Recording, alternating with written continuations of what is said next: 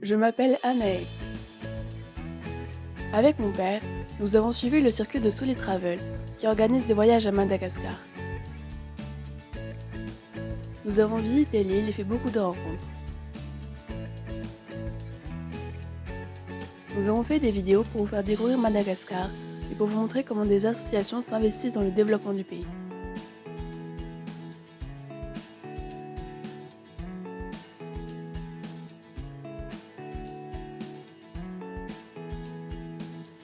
Aujourd'hui, nous visitons Indilana, un village des plateaux au nord de la capitale.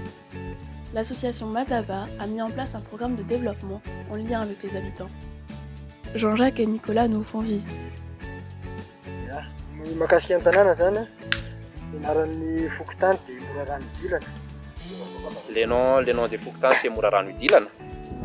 De Fokotany c'est plusieurs villages qui deviennent un Fokotany et plusieurs Fokotany qui forment une commune et plusieurs communes qui forment un district et plusieurs districts qui forment une région et plusieurs régions qui forment province et 6 provinces qui forment Madagascar. C'est comme ça le système.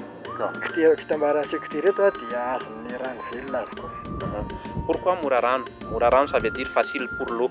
Parce que là, il y a plusieurs secteurs ici qui est accessible par de l'eau potable. Ny olona zany ny mponenana dia izay ilay fikisahana Dila ireny no natongany hoe Idilana.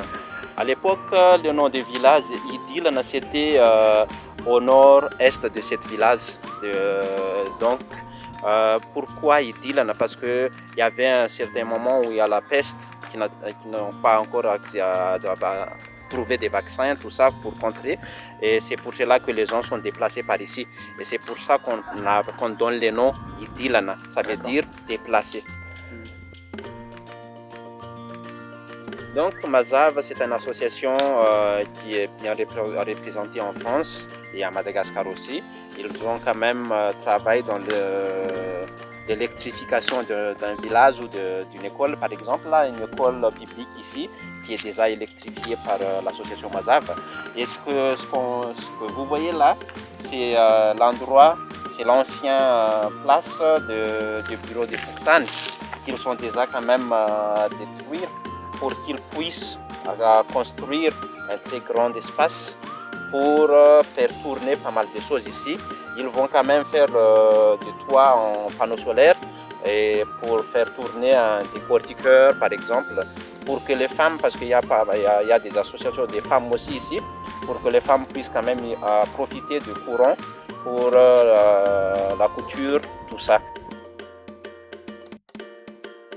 Il organise aussi de reboisement dans les endroits où ça appartient aux communes et pour inciter aussi les gens quand même de faire ça par eux-mêmes. Et nous qui travaillons avec l'association Mazava aussi, on donne des arbres fruitiers pour les écoles et on montre comment on plante ça pour avoir des rendements après. Et cet endroit-là aussi, c'est un endroit comme on dit vitrine, c'est un projet de pilote pour des productions bio sans utiliser des engrais chimiques. Parce que le but, c'est pour protéger les sols et aussi pour avoir une très bonne santé. C'est Christophine et c'est des légumes. Parfois les gens ils mangent même les feuilles, mais on fait quand même de très bonnes soupes avec la Christophine comme ça.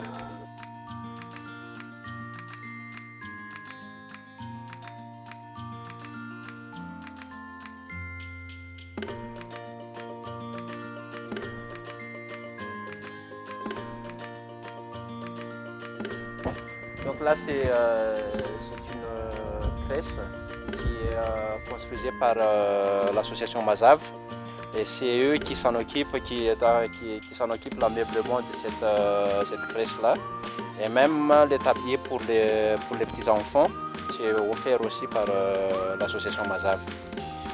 Et ça devient opérationnel cette année.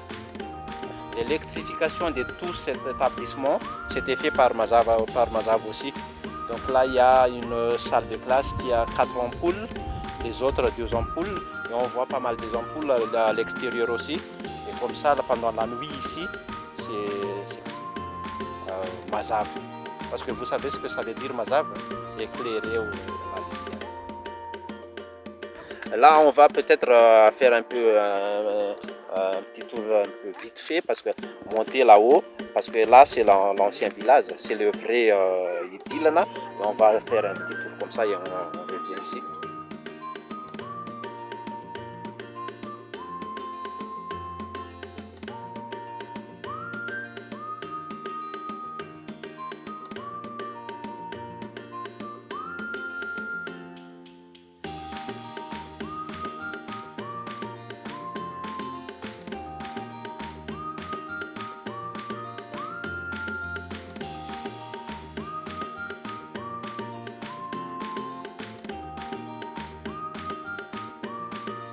C'est une décortiqueuse traditionnelle pour le riz. Là, on trouve à côté le riz, on pose là pour faire sécher. Et après, on met dans la décortiqueuse, on met le riz à l'intérieur et on l'écrase comme ça.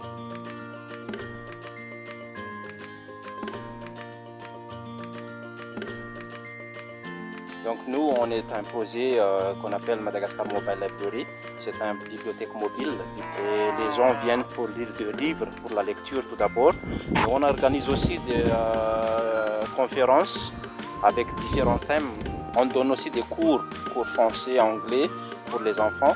On explique quand il y a des enfants qui ne sont pas vraiment capables de comprendre tout ce qui est à l'école.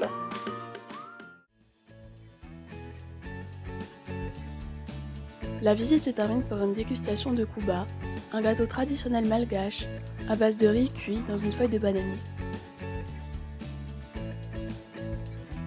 Merci de nous avoir suivis. À bientôt à Madagascar ou dans les prochaines vidéos.